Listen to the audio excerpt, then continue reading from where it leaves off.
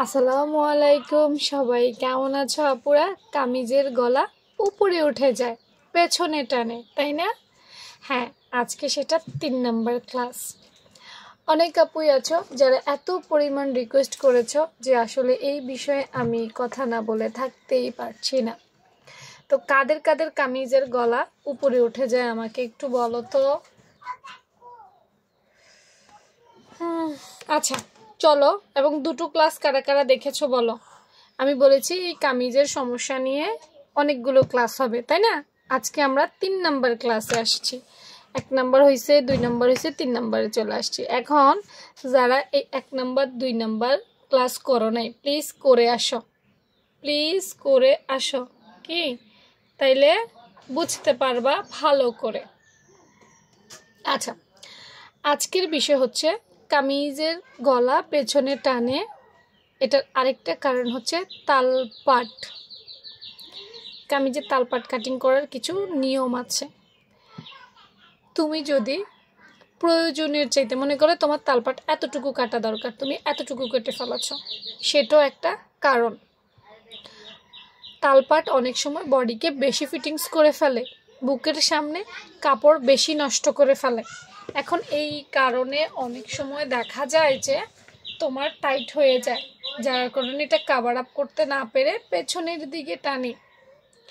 আবার অনেক সময় দেখা যায় তালপাটের পরিমাণ কম হয়ে গেছে, অর্থাৎ প্রয়োজনের তুলনায় কম হয়ে গেছে, তার জন্য বেশি ঢিলেঢালা হয়ে যায় এবং এটা নড়ে চড়ে যাওয়ার সুযোগ পায়, তাই পেছনের দিকে টানে। অর্থাৎ কামিজের মধ্যে তালপাট কম কাটলেও সমস্যা, বেশি কাটলেও সমস্যা, একটা পারফেক্ট মাপে কাটতে হবে।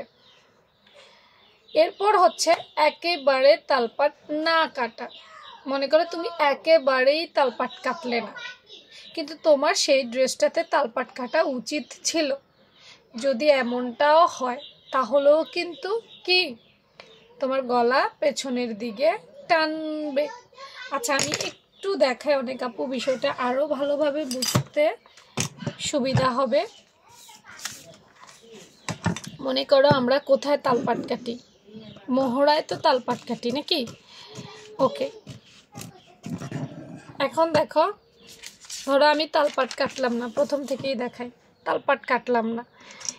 এই যে এই জায়গাটা কিন্তু বিশাল, এই জায়গাটা হচ্ছে আমাদের বুকের পাশ, সামনের পাশ না, বুকের উপরের পাশ না। হ্যাঁ, এই বুকের উপরের পাশে দেখা যায় যে তালপাট না কাটার কারণে সামনে এবং পেছনের শেপ একই রকম হয়ে যায়। বাট আমাদের তো সামনে আর পেছনের শেপ একই রকম না, একই রকম না।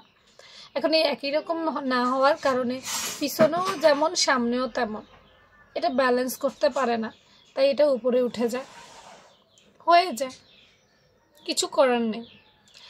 আবার মনে করো তোমার তালপাট যতটুকু কাটার তাই চাইতে তুমি কম কাটছো। আমি গলাটা কাটি, তাহলে আর একটু সুবিধা হবে বুঝতে।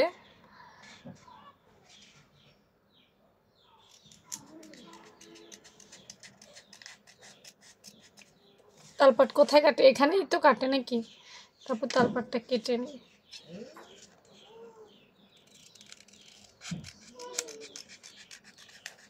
এই ধরো এই তালপাট কাটলাম।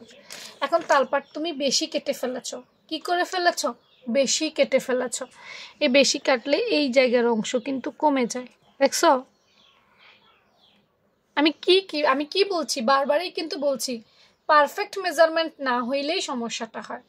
হয় তুমি বেশি কাটলেও সমস্যা, কম কাটলেও সমস্যা। এখন তুমি বেশি কেটে ফেলেছো তালপাট, এই জায়গাটা কিন্তু কমে যাচ্ছে। এখন এই জায়গাটা কি হয়? টান ধরে, এটা অনেক সময় উপরের দিকে চলে যায়, গলা পেছনে চলে যায়। এর একক কোনো কারণ নাই। প্রত্যেকটা ক্লাসে আমি ইনি 3টা ক্লাস করছি, 3টা ক্লাসে বলছি যে প্রত্যেকটার একক কোনো কারণ নাই, বিভিন্ন কারণ হতে হবে।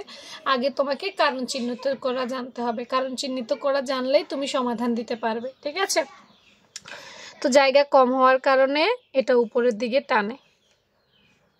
ওকে, বুঝতে পেরেছ? তাহলে আমি 3 দিনে 3টা সমাধান দেওয়ার চেষ্টা করেছি। এখন তোমরা ভাই খুঁজে বাইর করো যে তোমরা কি করেছ, তোমরা সঠিক পরিমাণে তালপাট কেটেছো কিনা সেটাও জেনে নিব, এবং জানলো সেটা কতটুকু কেটেছ, কতটুকু কাটার করে কতটুকু কমে গেছে, সেটাও খেয়াল রেখো। হ্যাঁ, তাহলে আজকে 3 নাম্বার কারণটা শেষ করে দিলাম। নেক্সট হয়তো আরও কারণ আসবে, যারা রেগুলার দেখবে তারাই জানতে পারবে। আল্লাহ হাফেজ।